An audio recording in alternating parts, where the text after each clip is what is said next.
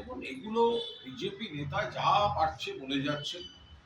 যেখানে একটা মামলা চলছে, সুপ্রিম কোর্টে তো হিয়ারিং চলছে, ইডি যা বলার বলছেন, গভর্নমেন্ট অফ ইন্ডিয়ার তরফে তাদের যা যা বলার বলা হচ্ছে, আমরা এদিকে আমাদের বক্তব্য হচ্ছে। সেখানে কে সুকান্ত মজুমদার?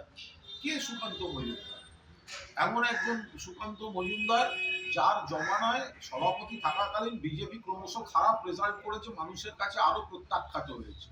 কে সুকান্ত মজুমদার যে বাংলার বকেয়া, কেন্দ্রে মন্ত্রী হয়ে বসে থাকে, বাংলার বকেয়া 100 দিনের টাকা, আবাসের টাকা, 2 লক্ষ কোটি টাকা, সেগুলো কেন্দ্রের কাছ থেকে আদায় করে আনার জন্য একটা চিঠিপত্র পর্যন্ত লেখেন না।